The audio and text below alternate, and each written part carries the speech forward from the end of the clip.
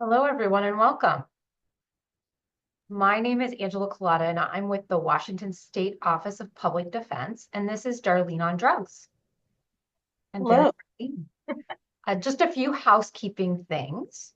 Um, you will get one CLE credit for participating in this, and you should have received an email this morning that was a reminder. That email also had a CLE reporting survey. If you were able to give us your bar number by filling out that survey, then we will be submitting your CLE credit for you. If you weren't, that email also contains an activity ID number, and that means you can claim it yourself. So either way, we want to make sure you get credit. So today we are talking about, oh, shoot, my thing didn't work. Narcotic analgesics. And so just a reminder, folks, that we don't expect you in your busy lives with, spending your lunch hour doing training and otherwise doing your cases and working a full-time job to take notes. So we will provide a handout and we'll email that to you afterward, but we'll also put it up at the link on the bottom of this so that if for some reason you aren't able to access the attachment, you have access to it. So let me turn it over and introduce you to Darlene Valencia. Hi, Darlene. Hello. Very happy to be here. We're so glad you joined us. So Excellent. you are a Washington State Patrol toxicologist, is that right? Yes, I'm working the toxicology division. Okay. And will you tell us a little bit about your background? Yeah, so I have started out my career back in 2009, time flies, uh, with the Office of the Chief Medical Examiner in New York City. I was an intern there. That's when I decided that I wanted to go into forensic toxicology. I got my bachelor's degree from Oregon State University in chemistry, and then I was in New York City to get my master's degree in forensic science. And I've been all over. I've worked in different areas of toxicology before I came here to Seattle. You haven't always worked in the Washington State Patrol toxicology lab.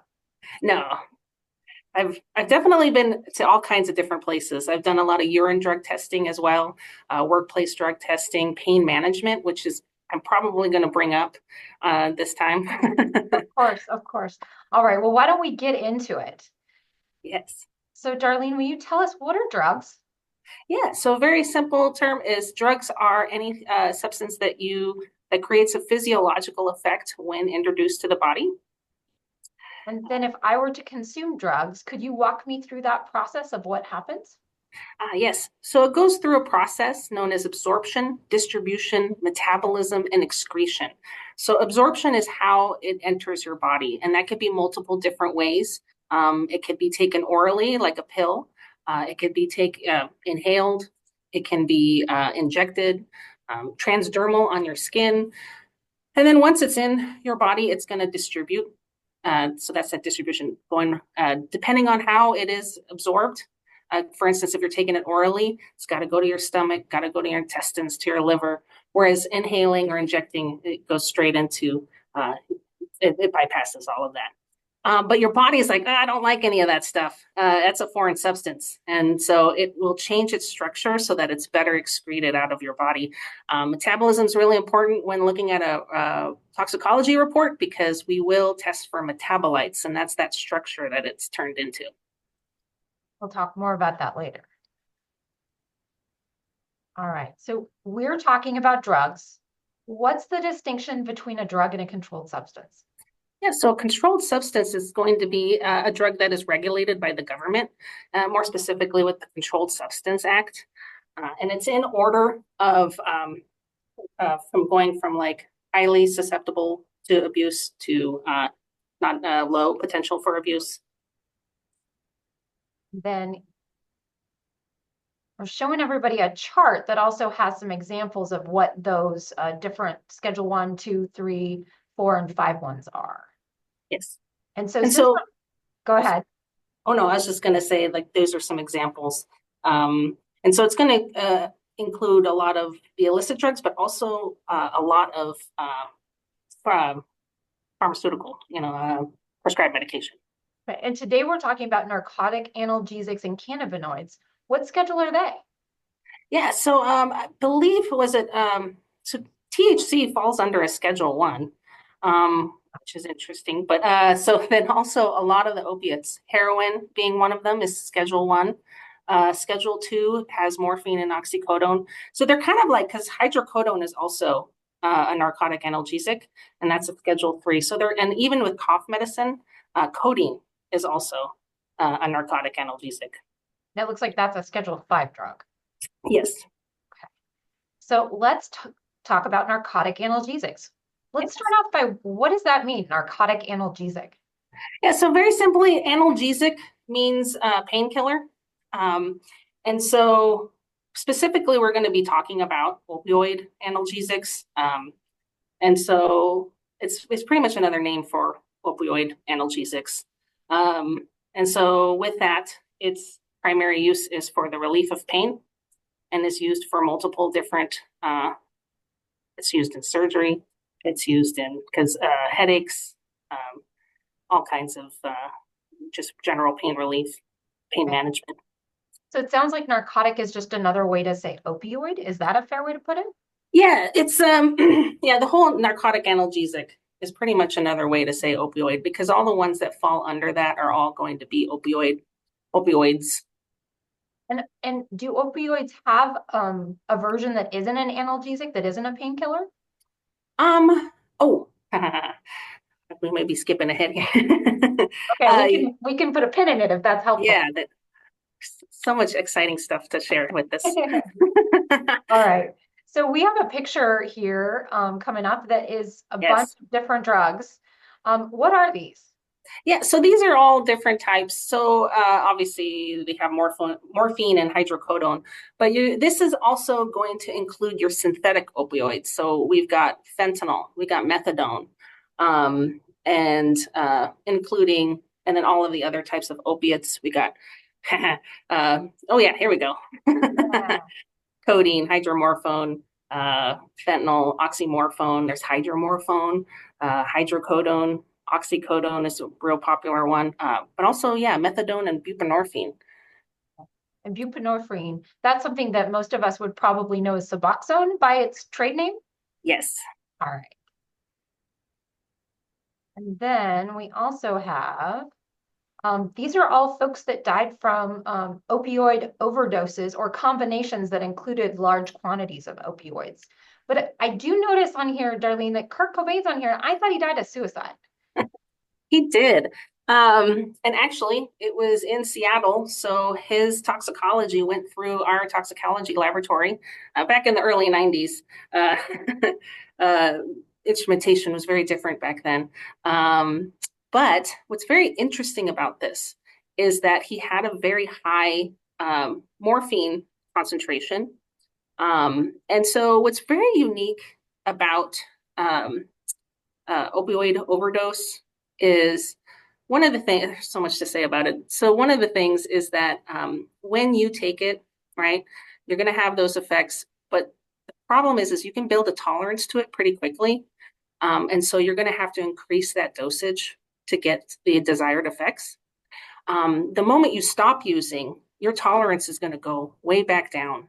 And so that usually ends up happening a lot with overdose deaths is that someone will stop for a while and then go back to using, but will go back to their old dose, which was way too high, but they don't have that tolerance anymore.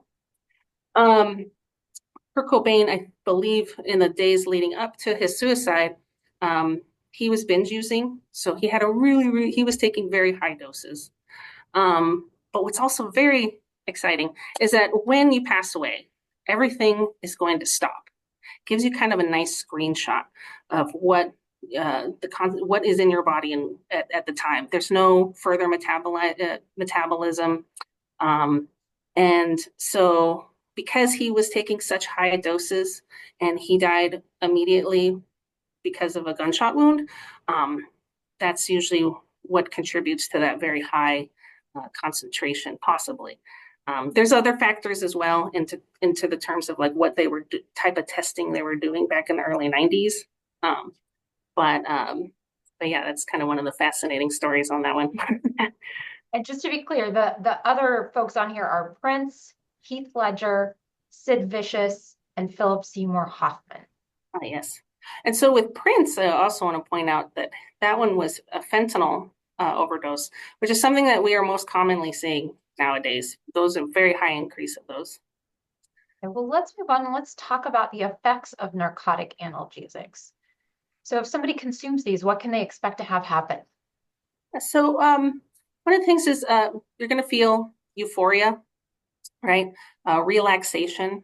Some things that you may see is someone actually nodding off, getting very tired, drowsiness. There's going to be that pain relief, right? It's also going to slow down your reaction times to things or your slow response to stimulus. Some of the things that that also people will look out for is it'll raspy, slow speech. It could also have respiratory depression, which just means that you're going to have slowed breathing. Yeah. Is that different than labored breathing? That's a good question. I feel like labored breathing sounds like you're putting a lot of effort into it. Slowed breathing is just everything's just pretty much going to slow down. Okay. And so, yeah.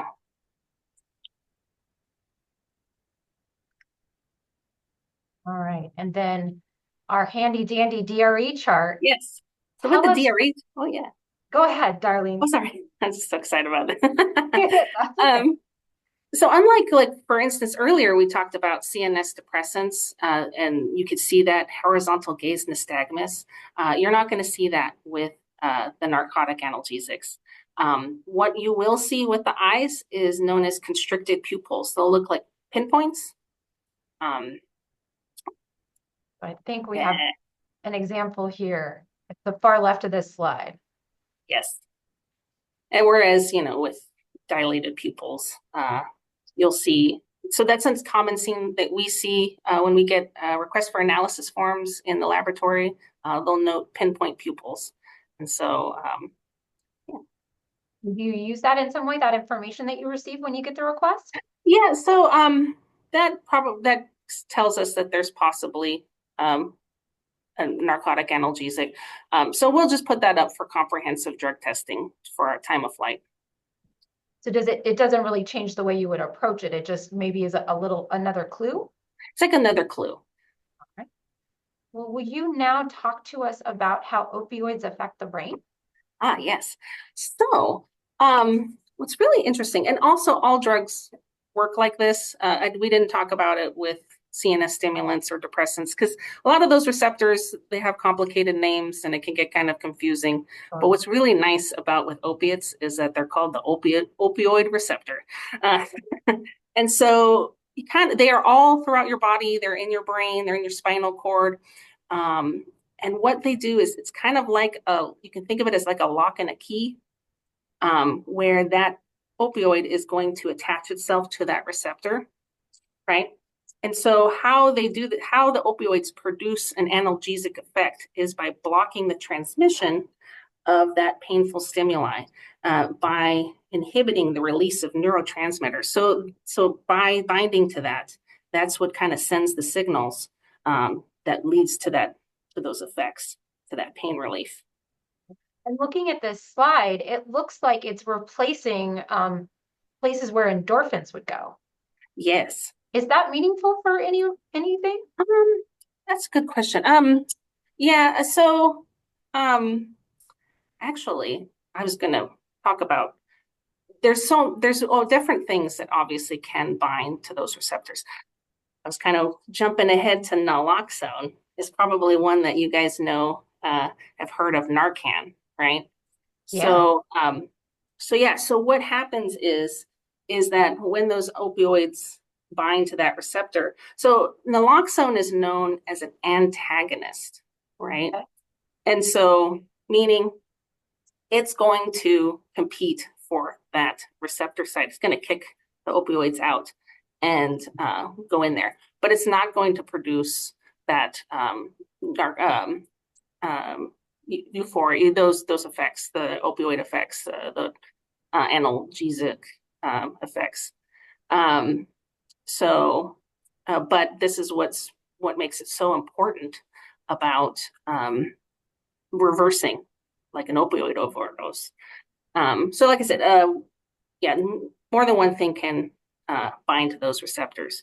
So if I could back up and just make sure I'm clear on what you're saying naloxone is actually doing, is that it's taking the space that the opioid originally took in the opioid receptor, and then it prevents it from having all those effects we talked about, the slower respiration, the euphoria, the relaxation, the pain management, the whole list, because naloxone's in that place, and so the opioid can't do that. Is that right? Right. There's this other little side story that I thought of because as a, you probably hear a lot of forensic scientists talk about watching CSI and just being like, you know, I think the show's fine, but as a toxicologist, it's very funny sometimes to watch movies when there's drug use involved. One of them is the movie Taken with Liam Neeson. There's a scene where there is a woman who is unconscious and he delivers Narcan. And when she wakes up, she just looks like she's just having, waking up from a really nice nap. But in reality, that doesn't feel good. So you will not have someone, probably not going to be very happy. It sounds like it would be way more shocking. Yes. Well, let's talk about methadone. So this is also a narcotic analgesic. Will you tell us more about it? Yeah. So what's interesting about this one is, like I said, naloxone is a antagonist. Methadone is what's known as a full opioid agonist. And so what it's going to do is it's going to bind to, it's going to have what's known as an affinity for those receptors. It's going to bind to those. Okay. And so what's really interesting and cool about this is that it is used for the treatment of opioid addiction, right? Because you can have a relief of those opioid withdrawal symptoms, but you're not going to have those euphoric effects like most opiates. But it is also used as pain management, so you can get pain relief from it as well. So it's also an analgesic. And so is there any possibility that if somebody's taking methadone to try to get over or to get better from an opioid addiction, that they get high from their methadone dose? So I think what's really interesting about, especially with methadone and also most, because this kind of falls also under CNS depressants, prescription medication, is that it usually will tell you that you should be careful when taking it for the first time, right? Okay. And so, but if you're taking it as prescribed and regularly, then you'll build that tolerance and you won't have much of those effects.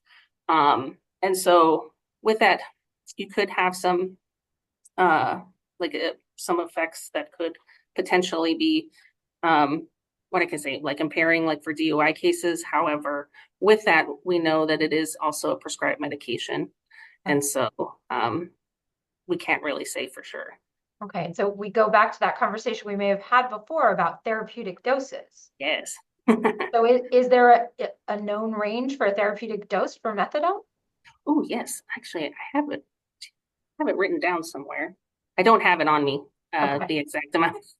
Okay, well, we can follow up on that later. It is on the handout, I believe. Okay, awesome. I made sure to add it. Okay. All right, and then added this because these are all celebrities who actually have overcome opioid addictions. And this is Bradley Cooper, Gerard Butler, Macklemore, who's actually a local person, and Tony Stark. I can't remember his Robert Downey Jr. Sorry. Yes.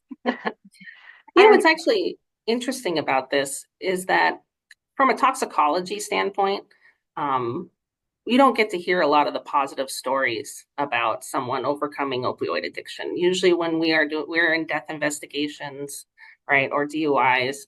And so, in fact, when it comes to the celebrity deaths, I know a lot about them because it is as a student in toxicology, it's usually the number one stories that we talk about because they're public information and they also have usually interesting combinations. But it's like, so it's kind of interesting. I don't get to hear a lot about the positive side. All right, let's talk about onset and duration of narcotic analgesics. And I'm guessing you're going to give kind of a lawyer answer and say it depends. It depends. It does.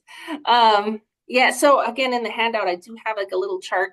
And then there's two papers that we tend to follow where talking about half-lives. But like, for instance, with onset and duration, so like with opioids, there's so many that are just so wildly different. You've got heroin, but then you also got codeine, which is in your cough medicine.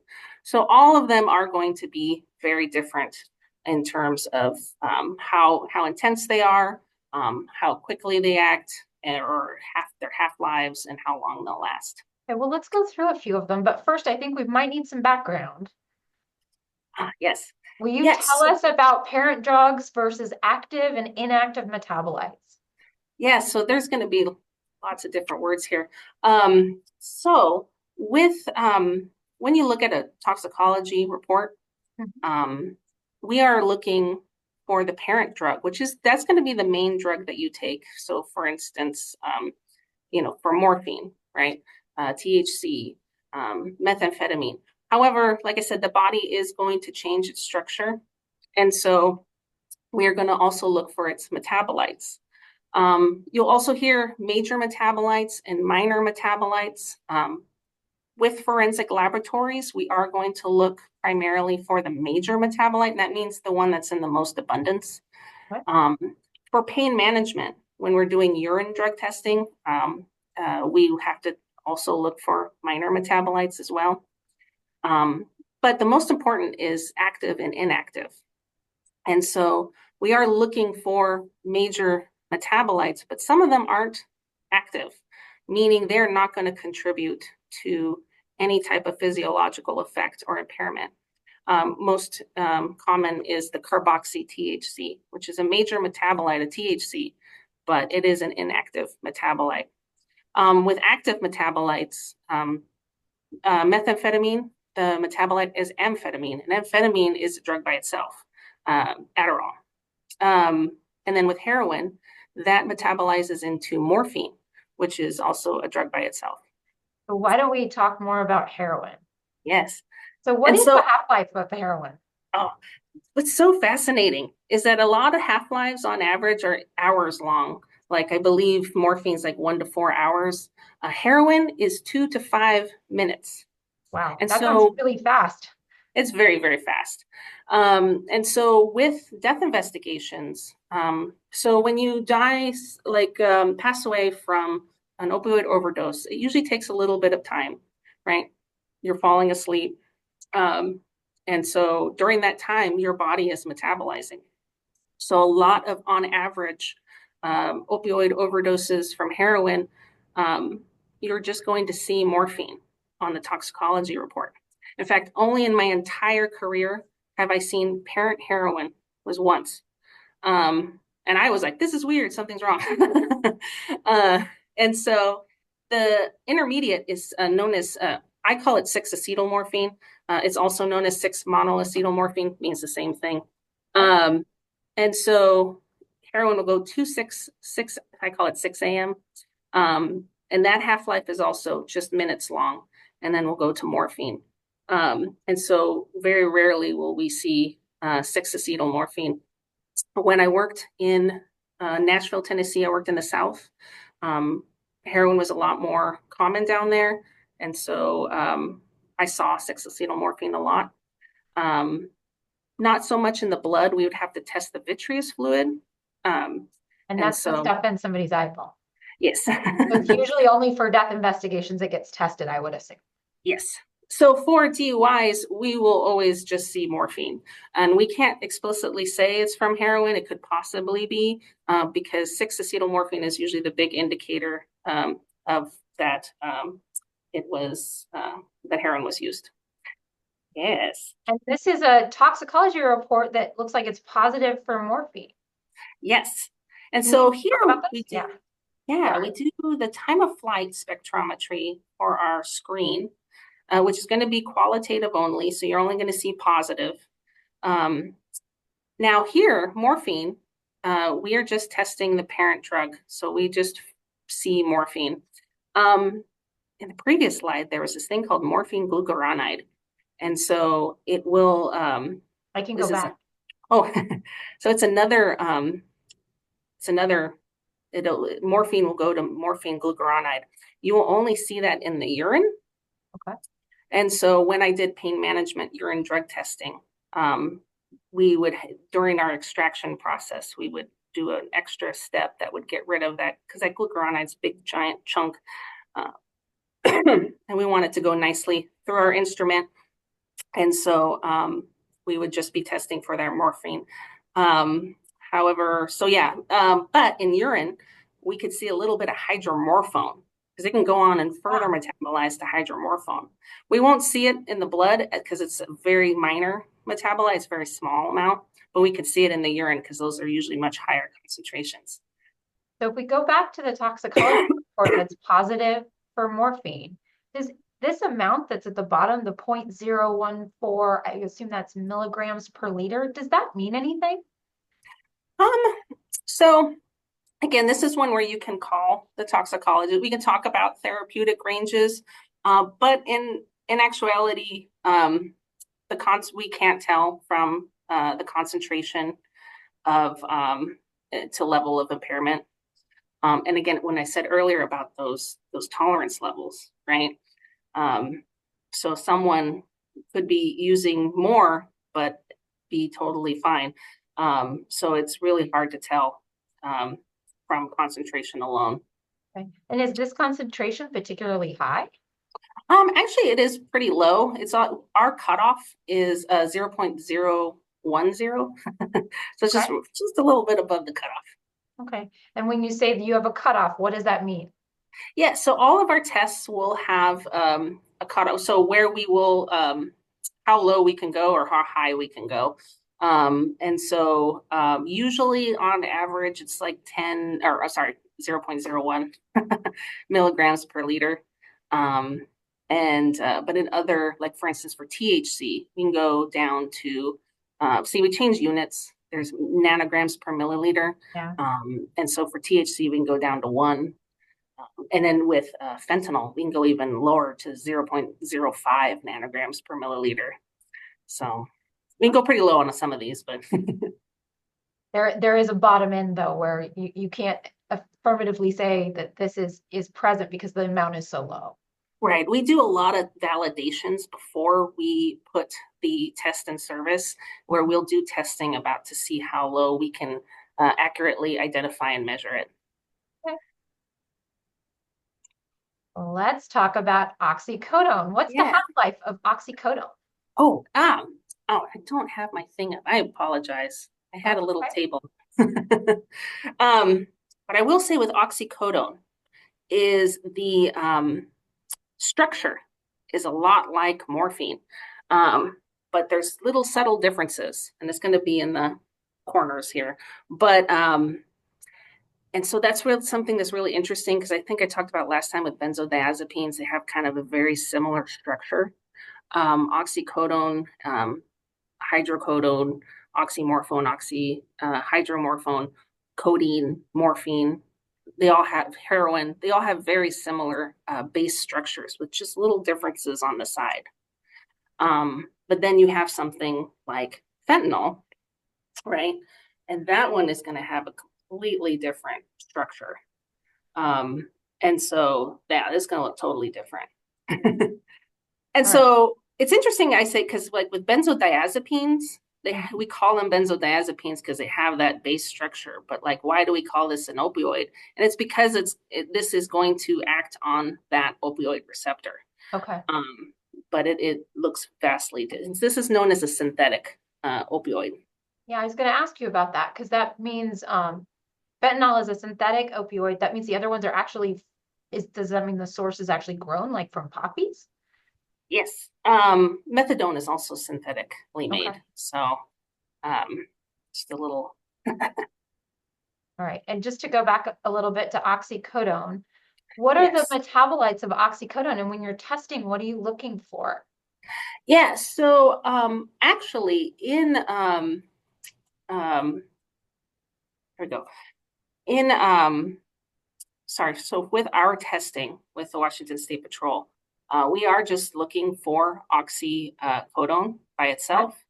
So that's something that you'll see alone on its report. But when you're doing pain management drug testing, right, where you're going to see different metabolites, you could see a little bit of oxymorphone and you could see noroxycodone. So the reason why we have to look for more metabolites in pain management drug testing is because these are patients that are prescribed narcotic analgesics, and then they undergo a drug testing program where they're continually tested to make sure that they're still on their medication. Now, people are going to metabolize differently. And so some may metabolize more of those minor metabolites than the major ones. And so we don't want to give out a false negative and have someone kicked out of the program or not given their medication. So for pain management, you have to look for all the possible metabolites, and they're all going to be there in the urine. Whereas with us, when we do forensic testing, it's going to be looking primarily for the parent and the major metabolite, but also we're testing blood. So some of those actually can't really, those minor ones can't be seen as often. You've mentioned a couple of times this pain management testing. What kind of folks are in a system where they would have that as a part of their treatment? Yeah, so I know, so this was something that was very, I'm sure they're here in the Pacific Northwest, but I'm this sure was they are something too. that's very, very common in the South. There were pain management clinics that just focused primarily on um, treating chronic pain. There were some issues in terms of like uh, doctors giving out prescriptions and not just, and a lot of people abusing that. Sure. So they started this kind of program, urine drug testing program, to combat that. So that's what my job back in Nashville primarily did. Can you tell me about the metabolites of fentanyl and are you Yeah, testing for them? yeah. So with fentanyl, the main metabolite that we are going to be looking for, and you can detect it in blood, is norfentanyl, and so that's something that you're going to see on your report. Yes. So fentanyl and norfentanyl. Uh, but there are other minor metabolites that are seen in fentanyl. I do believe when I did pain management, we just did fentanyl and norfentanyl as well, because they're pretty much almost 1-to-1. They're pretty the norfentanyl's in a lot of more abundance. But what was I going to say about that? But yes, so that's something that you will see. Oh, yes. One of those metabolites is also known as 4-ANPP, which is Okay. also a precursor to like when fentanyl is made illicitly, but is also a minor metabolite. So it's very interesting. Some laboratories will test for that, but we don't. We do the norfentanyl. And is the purpose of testing for that so you can figure out if it was like made in an illegal warehouse or if it was made for like used for medical purposes and then just taken in correctly or? Um, yeah, so I do believe like with um yes, it could mean that it was made illicitly as opposed to pharmaceutical. Okay.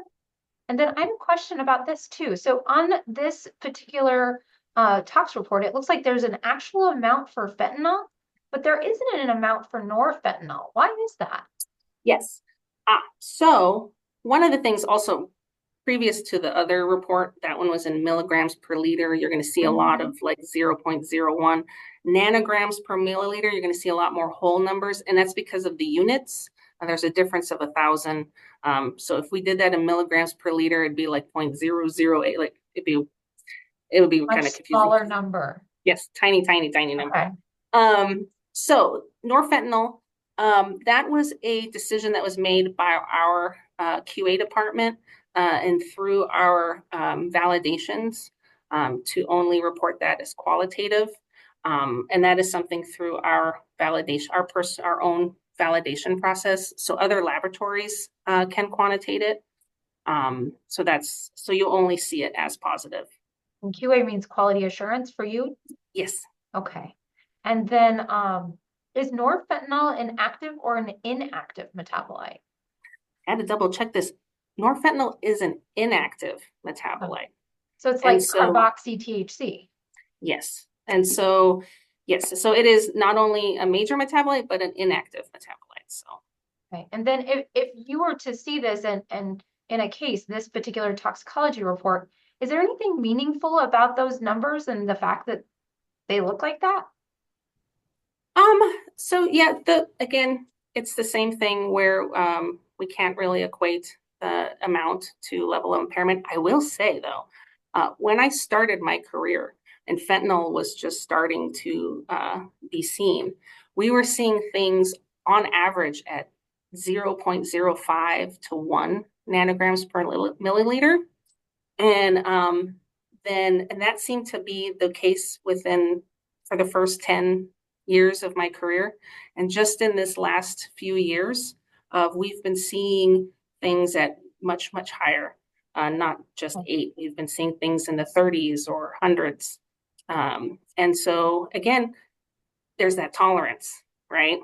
And so again, we can't really say because we're now seeing much, much higher concentrations now. And they're not death investigations. Time to switch gears and talk about cannabinoids. Yes. So it's my understanding there are a lot of cannabinoids. Can you say more about that? Yeah, so pretty much cannabinoids are hundreds of different compounds that can be found on the cannabis plant.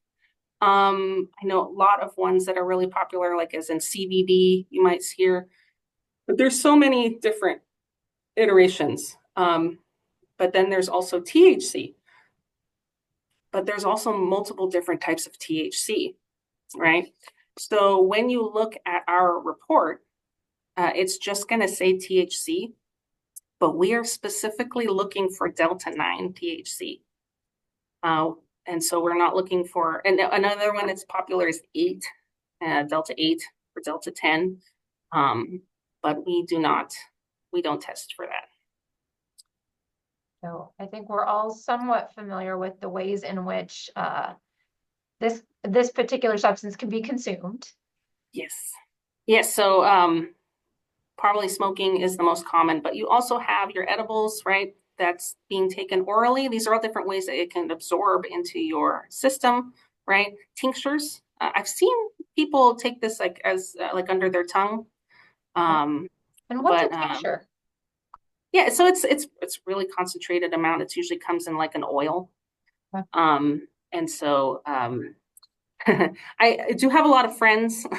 Sometimes they'll reach out to me and ask me questions, and I'm like, "Ooh, I am a chemist. I know how to find the drugs in blood and tissue, but I'm not a doctor. I'm not one to talk about like how.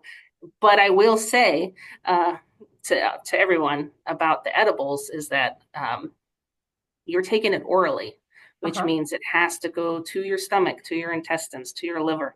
It's going to take some time to take effect as opposed to smoking it, right? Where you can see effects within minutes. So a lot of people will do is they'll take maybe a bite of it, be like, I don't feel anything, and then eat more. And so it's like, I tell people, you have to wait. It's going to take some time.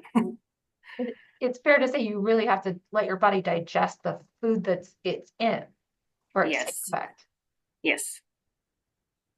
All right. So talk to me about these. Yes. So as I said before, there's multiple different types of THC.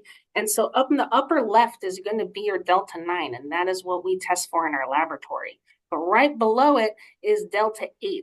And as you can see, they look exactly the same. It is Wow, I can't see a difference. an absolute minuscule Ah, difference. I see it now. So It's right yes, there, isn't it? it's right there. So that only that line. And so, and I could get into organic chemistry, but I don't know if we have the time. But it is really just a switch of a hydrogen. It's how those two carbons are bonding, and but it's so tiny. It's a tiny, tiny difference, and that's the only difference between an 8 and a 9. Now, one of the most common questions that we get in our laboratory is when they see that report, it just says THC. How do we know if it's 8 or 9 or 10 or all those? And we can see the difference, which Delta 8 will come out just a pinch longer than um, Delta 9. So this is an example of just the one on top is Delta 9 THC, and that's how it looks like on our instrument. Below that, we mix Delta 9 and Delta 8. And so you can see that they come out right side by side. We actually would not be able to report this because they're not separated. We need two distinct separate peaks in order to report. And so, yes, it's just that minute difference. I do also want to mention that I know sometimes it's advertised that you're having just Delta 8. I don't, we do see it, but it's usually, there's always Delta 9 in it. So I don't know if there is a really good method of separating out all the different types and have just pure, right, Delta 8 or Delta 9 or Delta 10 or whatnot. And so the way we've been seeing it coming in is we see these two little peaks that are side by side with each other. Okay, so some questions to back up. What would I notice as the consumer, the difference being if I did actually only take Delta 8? Is it significantly different than Delta 9? Um, I don't know. Okay. And again, also when we see it on our end, we're also seeing Delta 9. So this is another thing where I thought about this. Is like my mother, she started taking CBD oil and but she was saying it was making me feel like kind of funny, even though CBD doesn't cause any impairing effects. And I said, well, it could possibly still have THC in it. And so, I think it's kind of the same for some of these other ones that are different types. There's probably still going to be some Delta 9 THC in it. And I'm very, very, very excited. This is the stuff like me as a toxicologist gets me very motivated. So I've seen this for years now, and I've always seen Delta 9 and Delta 8 usually together. I may have the first case that is just pure Delta 8. Okay. It's still in the process of being tested, so I can't say for certain at the moment. But I'm very excited because I'm usually always seeing it with Delta 9. And so, but when I saw it, it definitely, because the retention times, it came out a little late. It passed all of our criteria except that. And so that raised some red flags. And then I got very excited. So, but even though we're going to test it and see what it is, it's still going to report as negative or non-detected because it is not Delta 9. That's what we're specifically testing for. And so similarly, with this slide that's currently up with both these peaks, one is Delta 9 and one is Delta 8, this wouldn't result in a positive on a toxicology report either. Is that right? That's right. It would go out as non-detected or have some sort of interference comment on there as well. Okay. And that's because they're just too close together for you to be able to say affirmatively, yes, this is Delta 9 THC. That's right. Well, let's move on. And I think we actually answered the question that was put into the Q&A. So what are the cognitive effects of cannabinoids, even though I think most of us know? Yes. Yeah, so one of the main things is you can have an altered perception. I say altered perception of time, space, and distance. Some of the things that police officers will look for in driving behavior is they may not be able to maintain lane position, right? Or stop a little early or too late at the stop sign, or make wider turns. So these are all things that they'll look for. And then when they're doing SFSTs, the more physical effects are going to be, your bloodshot eyes, those dilated pupils. They see body tremors. You could see eyelid tremors or your leg tremors when you're doing the one leg stand. And then, you may also see the lack of convergence, which is going to be that inability to cross your eyes. So they'll try to get you to cross your eyes. And I am that type of person who will tell my friends, come here. Because I just wanted to see it for myself. Because a lot of these things, again, as a toxicologist, I don't get to see. I'm just looking at literature. So that was one. Will you walk us through how cannabinoids work? Yeah, so very conveniently, like opioid receptors, they're called the cannabinoid receptors. And so they work pretty much the same. So they're their own receptors, they're throughout the body. And then there's the CB1 and the CB2 receptor. And they're that lock and key. They're going to bind to that receptor, which is going to send out the signals, and you're going to have we talked about those effects, but obviously there's multiple reasons why someone will want to take THC, CBD, not just because I'm thinking about like for increased appetite, right? A lot of this is used for like cancer patients, anti-inflammatory effects, pain management effects. So like there's a lot of there's lots of stuff out there as to uses and beneficial effects for the cannabinoids. We'd be remiss if we didn't talk about synthetic cannabinoids. Yes. So who is this guy on this slide, Darlene? Yeah, so this is John W. Huffman. And so he actually wanted to formulate a pharmaceutical drug that would act on the cannabinoid receptors. So these structures look absolutely nothing like THC. They're completely different structures, but they will bind to those CBD or cannabinoid receptors. Okay. I can talk today. However, there's as you've probably heard in the news about spice and synthetic cannabinoids, there are also a lot of unwanted effects. And so this is one where I'm like, you should probably just stick to taking THC or CBD instead of taking some of these. So this was really big when I first started in Nashville. So some of them are named after him and then a number. So there's JWH18 or JWH20 or 21. But there's actually thousands of formulations. And not all toxicology lab, we can't test for all of them. No, I couldn't imagine you could. Right. There's a private lab, NMS Laboratories in Pennsylvania, that is pretty proud that they can find. I don't know how much they're up to now, but like there was a time there where they were really proud that they can test for 50, right? So, and then they try to renew it every year to see like what's popular in the area. So then it's usually constantly changing. But that's the other thing, is that it's kind of a game of Russian roulette because you don't know what you're taking if you try this. So what they'll do is they'll take that powder or substance and then they'll spray it on like a green leafy substance. So it's not a plant, it's all synthetically made. I think it was sold as potpourri at one point. Yeah, you could take it and nothing can happen, or you could take it and there could be very negative effects. Is Mr. Hoffman here getting rich on this? No, I don't think it has anything to do with having, because it never made it to pharmaceuticals.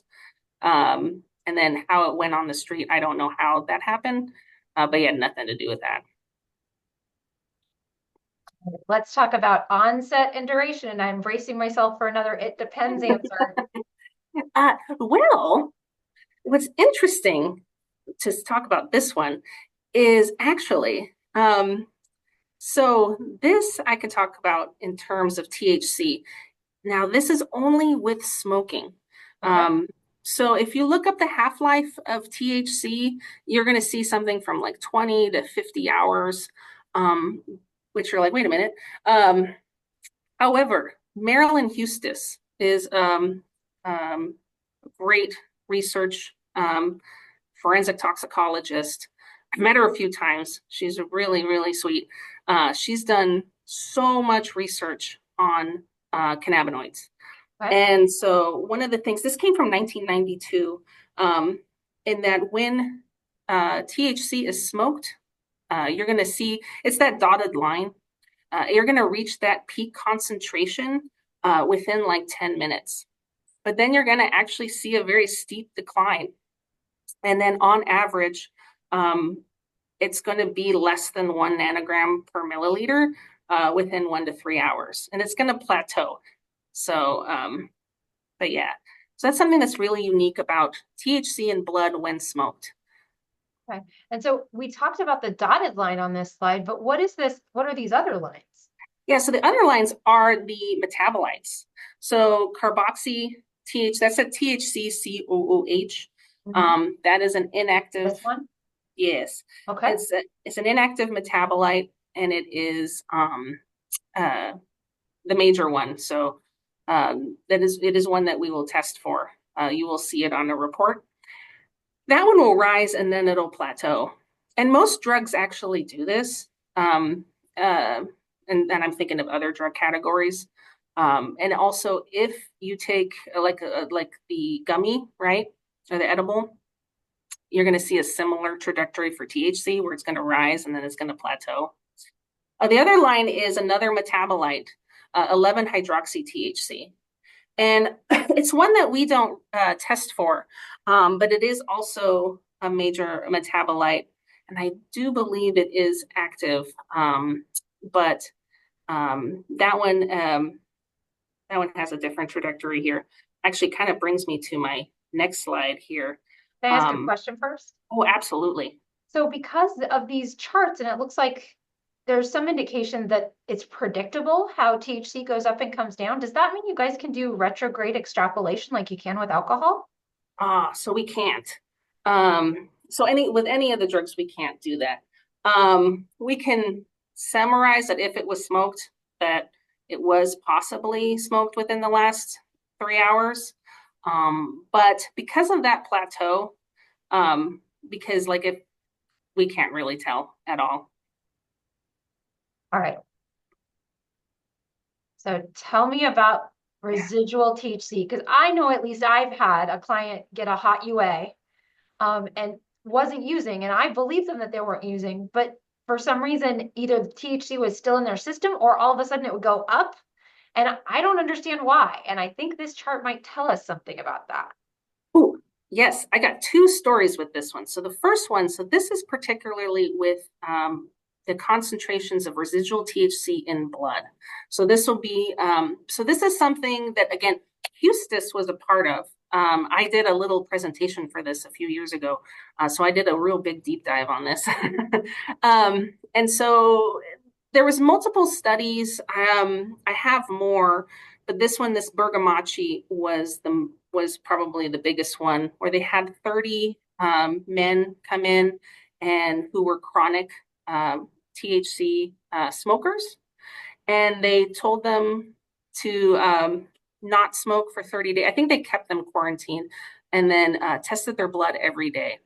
Okay. And they saw that actually with chronic THC smokers, you could see THC in the, so like I said in that earlier slide, treatment on average, it's usually 1 to 3 hours. You'll see it really low. But with these ones, they could see it as much as 30 days out. And so, which is really fascinating. And it's something that gives me pause, right? When I see like a THC report that is around 1 or 2, I can't really tell if it was smoked within, like I said, the last few hours or if this is a sign of like residual THC. The other part, and what you were mentioning, is with urine drug testing. So this is somewhere where my last job had a lot of, I have a lot of knowledge. So in addition to pain management drug testing, we also tested people who were in rehab centers, or so they were getting continually drug tested to make sure that they are getting and not using. However, with chronic THC users, you're going to always see a little bit of THC. It's always going to be positive. But for someone who is abstaining from that, you'll see that decline. It'll start to go down over time. Sure. But then you'll suddenly take a test and it shoots back up, and you're like, whoa, I wasn't using at all. So, and so one of the things that happens is you also have to look at, so most labs should be aware of this, but they test specific gravity. The person might be dehydrated. They didn't drink enough water. So the urine's going to be very concentrated, which could lead to elevated results. Okay. Most labs should know about this, in that they'll do what's known as a normalization calculation, where they will take the specific gravity and of that blood, of urine, specifically urine, and do a calculation with specific gravity of water, and then multiply it by that result, which would then lower the result. So then you then would see that it is in fact going down. Always something to know, because sometimes that's one of the things with urine drug testing, is sometimes it can be a little confusing interpreting the results of those. For us in the forensic setting, we don't, we test blood. When we're testing urine, it's either in death investigations or with sexual assaults, so it's not in the same. So we don't do the normalization calculation, but it's always something to think about. I want to back up and make sure I have it right. So it sounds like if my client isn't using, and so the levels have been coming down, and then they suddenly go up, and it's a urine test, that could be dehydration when they were tested. And what I want to ask for is, I want to ask the lab to find specific gravity and do a normalization test. Is that how I would put it? Yes. So like I said, most should, so my last lab did it automatically, and so it was included. But it would be something to double check to see if that's what they're at. Because I can speak for my last lab, but I don't know if all labs actually do it. Of course. Well, let's move on and talk about a lab report that involves a THC positive results. Tell us about this and what these numbers mean to you. Yes. So we have our own cannabinoid screen, because actually this one won't show up on our time of flight testing. So we do a separate screen for that. And then we use the same method, but we use way more calibrators in for the confirmation test to give you. So that screen is going to be qualitative only, so positive or none detected. Talking about this right here is that screen. Yeah. And then this is the confirmation. Right. Okay. And so that carboxy THC, we will report that, but it is an inactive metabolite, so you may see much bigger numbers, but that doesn't really mean anything. And then the number for THC, we do an uncertainty measurement, which I'm going to talk about the next episode. Awesome. But we do that for THC and ethanol only because of the per se laws in Washington. Okay. And so I noticed that there's a plus or minus 2.4. I would interpret that as a margin of error. Is that the correct way to say it, or is that not real? Yeah, we call it the measurement uncertainty. Okay. And so, yes, and so meaning that the true value is somewhere within that range, so 9.1 plus or minus 2.4. And now, sorry, didn't mean to. No, it's okay. Based on this, can you say anything about the individual whose result this is in terms of their intoxication? So no, I would be able to say, so what I do is I talk about our testing, what the result is, and then just very general effects with the general public. Because again, I can't equate that number with the level of impairment. All right. Well, then I know we're running really short on time, but I think we would probably take a few questions if folks had them. The Q&A is open. I know that was a lot of information. It was a lot. And just a little brace for impact when you get the notes from today. The document right now, I think, is 7 pages. And I think we have a couple additions we might need to make before we send it out to you tomorrow. But just be aware, the document's not just 2 pages front and back. Did anybody have any questions they wanted to ask Darlene? Yeah, definitely for next time, I'll go more in detail about that measurement uncertainty and what goes into Yeah. that number specifically. And so I'll just say that, oh, here we go. Sorry, back to the Delta 8. Will it show up on the report as specifically Delta 8 or just THC?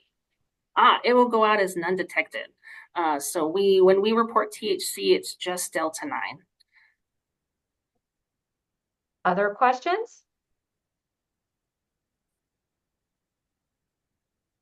We just got a comment of, oh, interesting, thank you. So folks, we would very much welcome you to join us at our last and final part of this web series, where we will talk about Washington State Patrol toxicology methods and testing methods. That is on March 21st at noon. You can register for that the same way you registered for today or the first part of our web series. But the information is also, we'll include it in the email we send out after. And the recordings are available on the OPD website. I will send that, we'll make sure that gets out to you as well, okay? All right, well, I hope everybody has a great day. Thank you so much, Darlene. We very much Yes. appreciate you. Thank you.